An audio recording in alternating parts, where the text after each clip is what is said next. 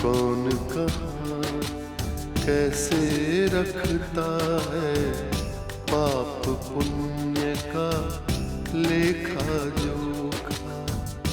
कौन कहाँ कैसे रखता है पाप पुण्य का लेखा जोखा। ओढ़ के चादर तू गुरूर की, ओढ़ के चादर तू गुरूर की, देता अपने आप को धोखा। कौन कहाँ कौन कहाँ कौन कहाँ कौन कहाँ। सबसे बड़ा प्रश्न यहाँ है मीरा का, और कृष्णा के बदलते हुए हालात को देखकर हमें उसका हल तलाशना होगा। तुम्हारे पापा शायद चित्रगुप्त जी की चमत्कारी दवात को नहीं जानते। वो तुम्हारी कलम को चमत्कारी स्याही देंगे। नाम ही नहीं बताऊंगी माँ, बल्कि जल्द से जल्द उन्हें इसी घर में इसी डिनर टेबल पर डिनर के लिए बुलाऊंगी। आपके इस नोबल कॉज के लिए हो रही मीटिंग में मैं भी आ सकती हूँ। You know, as a film star मैं भी कुछ डोनेट कर दूंगी। सॉरी मिस उर्वशी, ये मीटिंग डोनेशन के लिए नहीं बल्कि उनके प्रॉब्लम्स के सॉल्यूशन के लिए। लैला मजनू, हीर रांझा, रोमियो जूलियट, हमें भी इन प्रेमियों की तरह इश्क कर अपने प्यार को अमर करना है।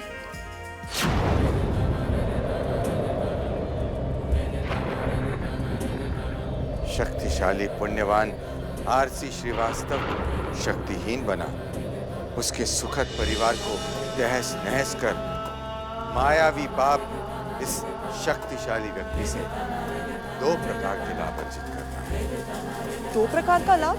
हाँ, एक, इससे धन की शक्ति को संग्रह करेगा, और दूसरे, इस कलयुग में पुण्यवानों की कम होती हुई संख्या को कम कर अपनी संख्या में वृद्धि करेगा।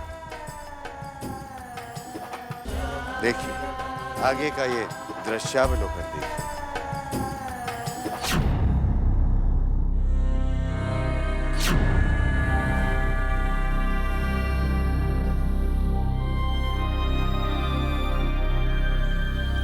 क्या हुआ बेटा?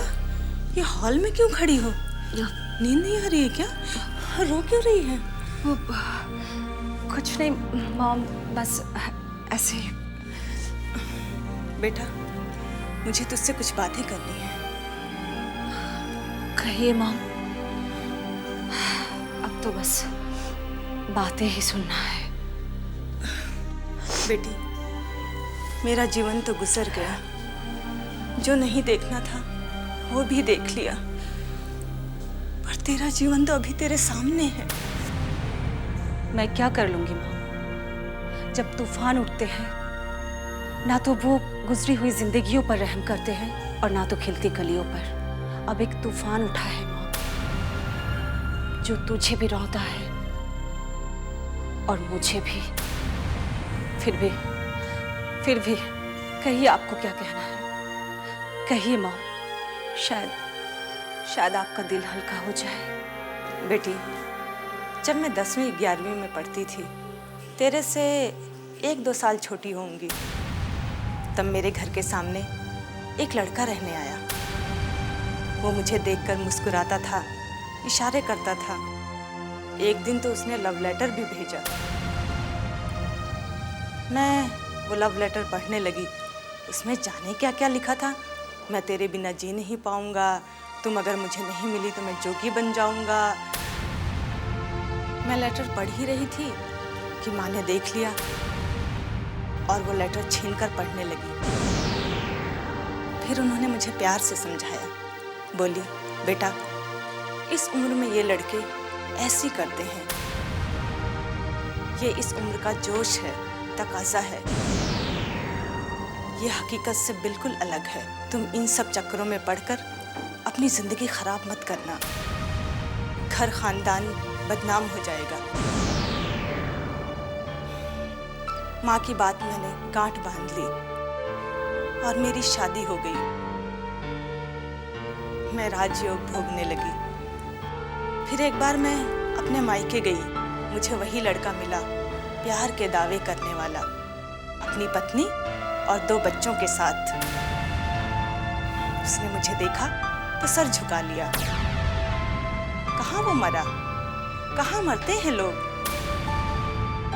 ये प्यार के वादे, कस्में सब झूठी होती हैं, सब दिखावा, ढोंग होता है। इसी में तेरे पापा फंस गए हैं। जिस दिन उनको होश आएगा तो बहुत पछताएंगे बेटा, पछताएंगे एक दिन।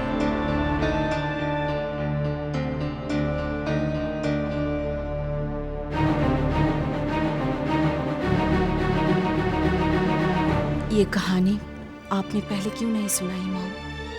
अब देर हो चुकी है।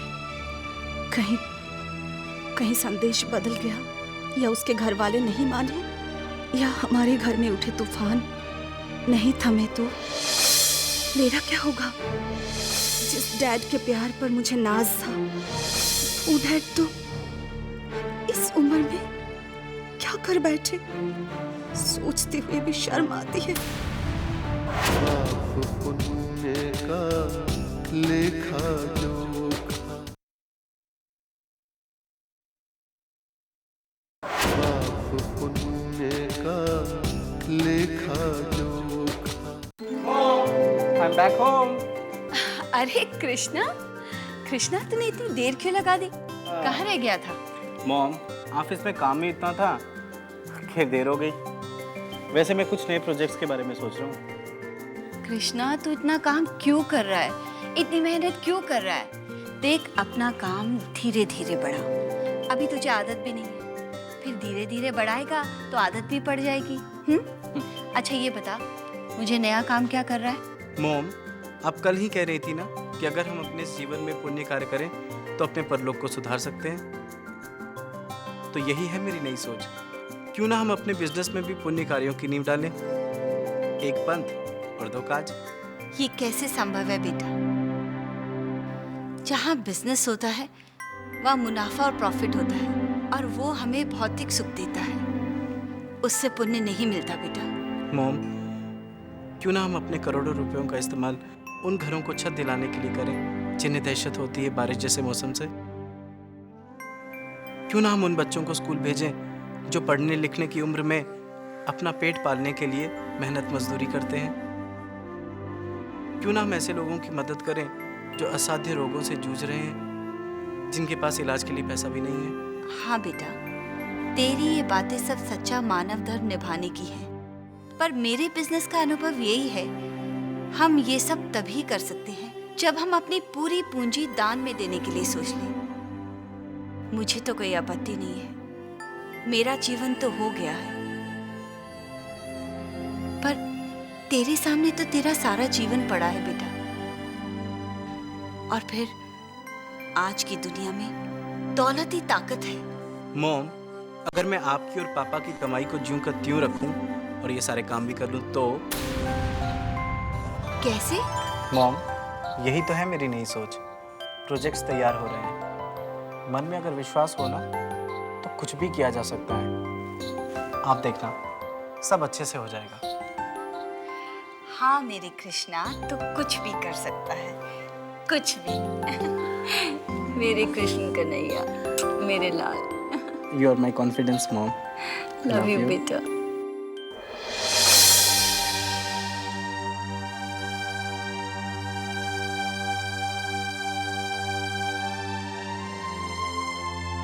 आपको पता चल गया होगा ना कि चित्रांश का लेख छपा नहीं, वो बहुत परेशान है। बात ही परेशानी की है। एक पुण्य की मशाल जलना शुरू हुई तो बर्दाश्त नहीं कर पा रहे पापी, बर्दाश्त नहीं कर पा रहे चित्रांश का सच। आईना दिखा रहा है ना वो उन्हें, तो कुलबुलाहट तो होगी पापियों। क्या हम चित्रांश की कोई मदद नहीं कर सकते? कितना अकेला है वो, जिंदगी की इतनी बड़ी जंग लड़ रहा है। हाँ, हमें चित्रांश के लिए कुछ करना तो चाहिए, लेकिन क्या करें, कैसे करें, कुछ समझ में नहीं आ रहा। देखिए, मतलब मेरी बात ध्यान से सुनिए। अगर आपको ठीक लगे तो हाँ कह देना, इससे हम चित्रांश की मदद कर सकते हैं। अगर आपको ठीक ना लगे तो ना कह देना। ये क्या हाँ हाँ ना ना लगा रखी है? अरे जो कहना है वो कहो, मैं भी कुछ पुण्य कमा लूंगा। बोलो। देखिए, आपको आरसी भाई साहब से बात करनी होगी चित्रांश के लेख के बारे में। हाँ, आरसी से चित्रांश के लिए बात तो की जा सकती है, लेकिन जिस तरह चित्रांश उसे सच्चाई दिखा रहा है, जिस तरह उसके अंदर की बात उसके चेहरे पर आ जाती है और सच्चाई बयां कर देती है, जब आरसी उससे नहीं बदला तो कैसे बदलेगा? नहीं, ये रास्ता नहीं हो सकता। तो क्या हम चित्रांश के लिए कोशिश भी नहीं कर सकते? सावित्री, न बात चित्रांश की है, न आरसी की, न तुम्हारी, न मेरी। बात है धर्म युद्ध की, बात है सत्य के युद्ध की, बात है पाप का युद्ध पुण्य से। चित्रांश को ये लड़ाई लड़नी ही होगी। हमें भी पता चले कि आरसी कहां खड़ा है, पापियों के साथ या पुण्यवानों के साथ। ये तो सिर्फ शुरुआत है। दरअसल चित्रांश जानता है कि आरसी भाई साहब को बहकाने वाला और कोई नहीं, उनके अपने पाप है। हमें आरसी भाई साहब से मिलकर उन्हें सारी बातें समझा देनी चाहिए, जो शायद चित्रांश बता नहीं पाता। सावित्री, तुम मेरी बात नहीं समझ रही हो। ये ऐसी समस्या नहीं है जिसका बातों से हल हो जाएगा। क्या ये कह देने से कि पाप करना बंद कर दो, पापी पाप करना बंद कर देंगे? या चित्रांश का लेख छपता रहे तो पाप बंद हो जाएंगे? ऐसा नहीं होगा। चित्रांश एक पुण्य क्रांति का संकेत है, उस पर जुल्म होने दो। उसी जुल्मों से उसका हौसला बढ़ेगा, उसकी ताकत बढ़ेगी। क्या पता चित्रांश कल इससे भी बड़ा कारनामा करे। ये अंदर की आग है, इसे लगने दो। सच कहूं, चित्रांश की हालत देखी नहीं जाती। उसकी उम्र के बच्चे मौज मस्ती करते हैं, अपने तरीके से जीते हैं, और ये तिल तिल मर रहा है, जिंदगी के साथ लड़ रहा है, जबकि इसके पास दौलत का भंडार है। पाप पुण्य का लेखा जोखा, पाप पुण्य का लेखा जोखा। राधे कृष्ण कृष्ण कृष्ण राधे राधे, राधे श्याम श्याम श्याम राधे राधे, राधे कृष्ण कृष्ण राधे राधे, राधे श्याम श्याम राधे राधे। तू राधे कृष्ण कृष्ण राधे राधे, राधे श्याम श्याम राधे राधे। जय श्री कृष्ण।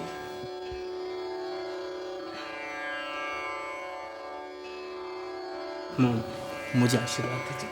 कृष्णा, मेरा आशीर्वाद तो सदा ही तेरे साथ है। कृष्णा, क्या सचमुच तू मुझे इतना प्यार करता है कि मेरे एक्सीडेंट से तू तड़प गया और तेरी जिंदगी ही बदल गई? एक बात कहूँ मॉम, डैड का प्यार तो कभी मिला नहीं, बहन भाइयों के साथ कभी खेला ही नहीं, दोस्त तो कोई बना ही नहीं, दुश्मनी क्या होती है पता ही नहीं, कि दुनिया कैसी है जानता ही नहीं। मॉम, मैंने तो जो भी देखा है आप ही की आंखों से देखा है, और आपके अलावा मेरा इस दुनिया में तो कोई है भी नहीं। अरे कृष्णा, एक बात तो बता, तुझ में इतनी होशियारी कहाँ से आ गई कि तूने कंपनी के शातिर बदमाशों को चुटकी बजाते ही ठिकाने लगा दिया? मॉम, आपको याद है पहले मैं पूरा दिन बैठा घर में टीवी देखता था, मैगजीन्स पढ़ता रहता था। पापा की लाइब्रेरी में से मुझे इंसान की साइकोलॉजी को जानने के लिए साइकोलॉजिकल बिहेवियर पर कुछ बुक्स मिली। मैंने उन्हें पढ़ा और उनका सही सही मतलब समझने की कोशिश की और वक्त आने पर अपनी सूझबूझ इस्तेमाल करके दुश्मन को ढेर कर दिया। अच्छा, अब क्या सोचा है? कंपनी के बारे में, बिजनेस के बारे में? मॉम, मेरे हाथ देखिए। दाएं हाथ में कर्म रखता हूँ और सफलता तो मेरे बाएं हाथ का खेल है। आप देखना, आपका ये कृष्णा देखते ही देखते सफलता की ऊंचाइयों को कैसे छू लेगा। मॉम, अब तो बस आप सिर्फ राजयोग भोगिए, ना तो कोई टेंशन और ना ही कोई मेहनत। आपका ये बेटा कृष्णा है ना? सच कृष्णा, अगर ऐसा हो गया तो मैं अपना आगे का जीवन मानव जाति को अर्पित कर दूंगी। मॉम, अब आपका जो मन करे आप वही कीजिएगा और आपका ये कृष्णा आपकी हर बात का ध्यान रखेगा, आपकी हर मर्जी का। मेरा कृष्णा। चल नाश्ता कर ले, चल।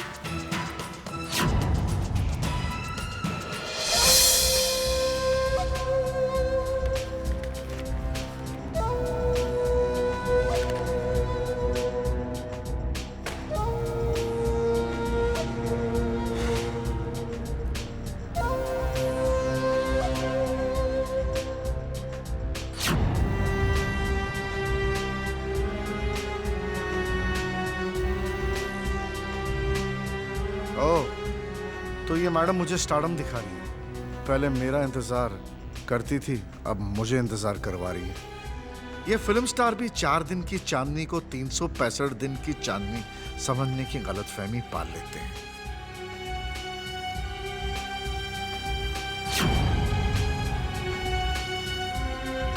पाप पुण्य का लेखा जोखा,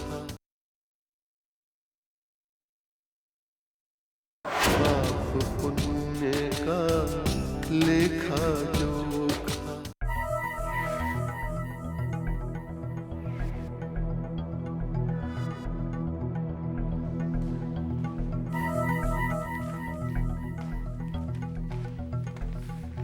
हेलो मैडम। हेलो, क्या बात है वीरू जी? नहीं, कुछ खास नहीं। कमाल है, वक्त भी अजीब अजीब जो है वो चीजें दिखाता है। एक जमाना हुआ करता था जब आप जो है इस तरह मेरा इंतजार किया करती थी, मेरे फोन का इंतजार किया करती थी, मेरी हर एक नसीहत को जो है वो क्या कहते हैं अलादीन का चिराग समझती थी आप। लेकिन मेरे ख्याल में अब चीजें बदल गई हैं। अब मुझे आपका इंतजार करना पड़ रहा है। आपको बार बार फोन करके ये पूछना पड़ता है कि मैडम मैं कब मिल सकता हूँ आपके लिए, कब, When can you give me some time? कब मैं आ सकता हूँ आपसे मिलने के लिए? एक बात कहूँ, आप 7वें आसमान पर उड़ रही हैं। उन बातों को छोड़िए वीरू जी। फिलहाल मेरी निगाह हमारे नए टारगेट पर है, मिस्टर प्रेम फिलिप। अब इस इंडस्ट्री में रहकर कुछ बातें मैं भी सीख गई हूँ। अब इस इंडस्ट्री में टिकने के लिए सिर्फ 2 रास्ते हैं, एक अपना होम प्रोडक्शन और दूसरा उन लोगों की नसें अपने हाथ में रखो जो हिट फिल्में देते हैं। मैडम एक बात बताइए कि आपकी ये मिस्टर प्रेम के साथ लव स्टोरी कहाँ तक पहुंची है? I would be interested in knowing about that. कहीं यहाँ बात तक तो नहीं है ना कि hi hi how are you, I will see you later, bye, यहाँ तक तो नहीं है ना? वीरू जी, हमने जितना आसान समझा था प्रेम को पाना, अब उतना ही मुश्किल लग रहा है। He is a total businessman. Emotions हैं, मगर इमोशनल भावनाओं को लगाम लगा रखी है उसने। ना शराब पीता है, ना जुआ खेलता है, बिल्कुल सधी हुई चाल चलता है। ना एक कदम इधर डगमगाता है, ना एक कदम उधर डगमगाता है। बहुत ही शार्प माइंडेड इंसान है। हम चाल चले उससे पहले ही बाजी समेट लेता है। ओहो मैडम, मैं तो घबरा ही गया हूँ। दरअसल देखिए ना, ये एयर कंडीशन कमरे में मुझे पसीना आने लग गया है। तो अलादीन का चिराग रखने वाले मिस्टर वीरू जी, क्या आप ये कबूल करते हैं कि आपने घुटने टेक दिए? आपका समय गुजर चुका है। आपके वो अस्त्र शस्त्र कहीं जंग खा रहे हैं। विनाश काले विपरीत बुद्धि। मैडम क्या समझती हैं आप अपने आप को? मैंने घुटने नहीं टेके। और एक बात और, अगर मिस्टर प्रेम आपके प्रेम जाल में नहीं फंसते तो इसमें मेरा क्या दोष है? मैं लड़की बनकर मिस्टर प्रेम को इंप्रेस तो नहीं कर सकता ना? अगर निशाना ही गलत हो वीरू जी, तो तीर को क्या दोष देना? क्या मेरे अंदर अदाएं नहीं है? क्या मैं खूबसूरत अप्सरा जैसी नहीं हूं? सारी दुनिया तरसती है उर्वशी की एक झलक के लिए। इंडस्ट्री के सुपरस्टार की होड़ में हूं मैं। वीरू जी, आप भी जानते हैं कि वहां सिर्फ अदाएं बिकती है। और फिर क्या मेरे पास दिमाग नहीं है? तो मैं कैसे स्टारडम तक पहुंच पाई हूं? वीरू जी, आप ही कहते थे ना कि मैडम आप डिसीजन लेने में देर नहीं करती, और मेरा हर डिसीजन मुझे एक सीढ़ी ऊपर चढ़ाता गया है। पर वीरू जी, आपने तो